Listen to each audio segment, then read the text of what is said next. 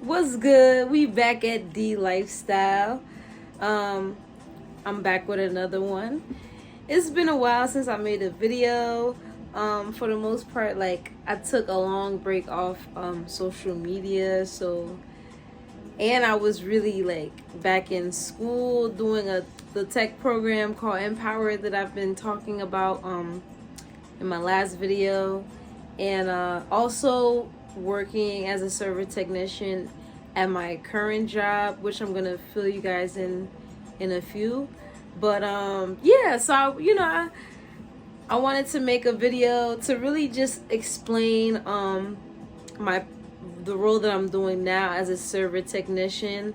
I did get a couple comments. I think someone was asking me, what do I do in that role? What does it consist of? So this video is kind of just gonna break down what I do as a server technician at my current job now. So I've been working this current role as a server technician for the past 4 months.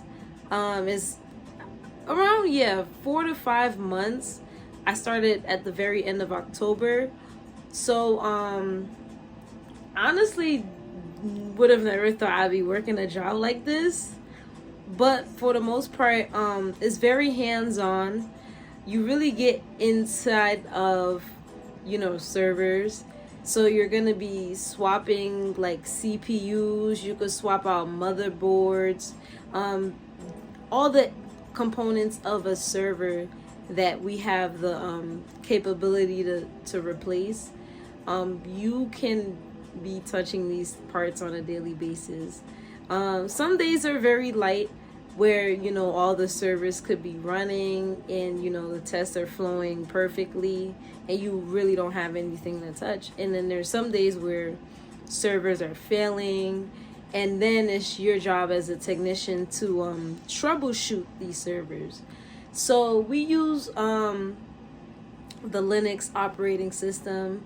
We use a tool called MOBA Xterm. Some people may not know what it is, but it's basically a tool where we're able to serial into the server. There's other things you can do on this platform as well, but the main thing we're going to focus on is using the SSH protocol, which is port 22. So using this protocol, you're able to serial into the server, and we use certain commands, and this command will produce certain errors that will come up within the test. So based on the error that you get, there's a repair manual that the company provides, and we use Confluence, where you can search up the certain errors that may come up. But for the most part, you're troubleshooting the errors. There's certain steps that you may take, which could be software related or hardware related, just to test to pinpoint exactly, like, okay, what is the exact issue. And you may have to replace a part, you may have to just rerun the test, but whatever it is that's gonna make the test flow go is basically what you would be doing. So whether you finish it on your shift, you fix it on your shift. If you don't fix it, then usually the technicians that come after you would then have to troubleshoot it. But the way the tasks are, if a server stays in the facility for a certain amount of hours or days, typically issues can get escalated to engineers, and they're like the next in line to solve these issues. But we do have champions and team leads, so these are the ones that we would go to for help, to kind of like get an idea of how do you want to troubleshoot this server if you never faced this issue before and you're not able to find it on Confluence or looking at the repair manual. So I know this might sound like a lot, everything I just said, but you'll get used to it once you've done it for a few days, couple weeks. So like the first week you're learning a whole lot. Like first week I was overwhelmed with a lot of information. But then, we had a mentor, so you're paired up with a mentor. They teach you everything. Not really everything, but typically what their day is looking like for that particular day. So you'll learn some things. And some days you realize like, okay, there's really nothing to do. Like all the servers are running.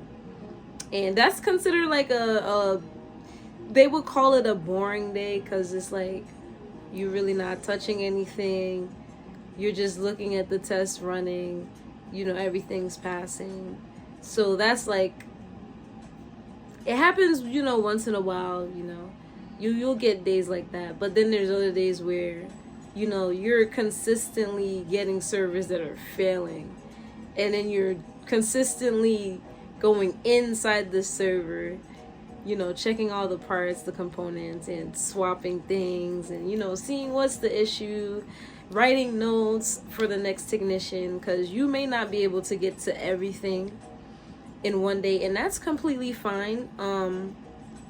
They're not like very hard on you fixing every issue, because they know that you're not an engineer, and even engineers may not fix the issue, but like you have to at least try the trouble steps that you can figure out on the repair manual, or getting help from champions. So they expect you to do something to try to fix the error, but they're not going to expect you to fix every error. So it's pretty cool. You get to learn a lot. It's very technical, which is like very new for me, but I feel like I've been learning a lot, and it's something I want to dive deeper with, but on the cloud side, more software opposed to hardware. But the software side of the job is pretty cool, using the command lines and typing in different commands, and just being able to serial into servers. That's been pretty cool. And you get to learn a lot more on the networking aspects and how things work, when it's virtual. So that's been pretty cool. I kind of like it, but I will say one thing.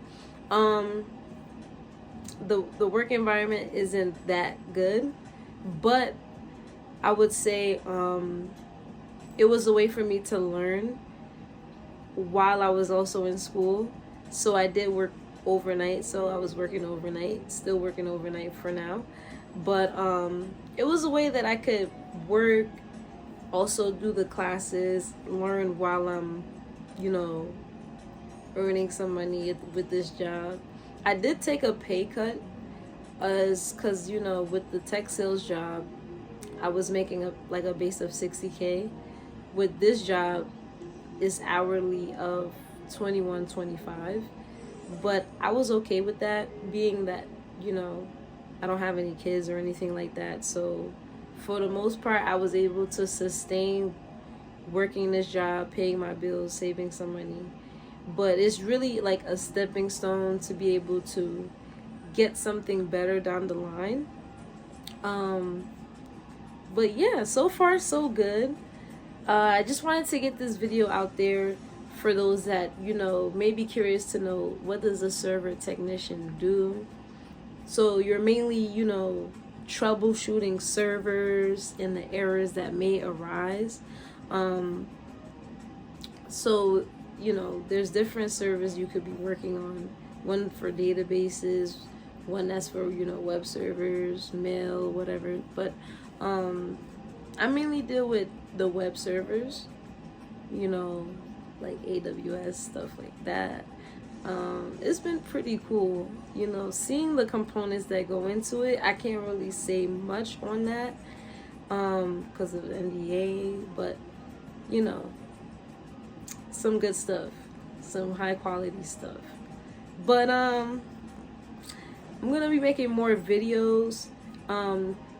Working overnight and like the sleep schedules shifting, it was very hard for me to like get a consistent schedule to make videos. But now that I'm in a better place, I would say with my schedule, and soon to have a much better schedule coming soon, I'm gonna be making more videos, you know, to let you guys know about the journey on I guess this like a tech journey. So I'm gonna be making videos on that, but also making other videos because I'm, you know, I like traveling and whatnot. But yeah, definitely keep you guys tuned in. If you haven't seen my other video on Empower, check it out please, because that program was completely free and it's gotten me this job, mainly from the knowledge that I learned from that program, and the networking I was able to do was really one of the biggest reasons I got this job. So check that out, guys. Hope you guys enjoy your day. Peace.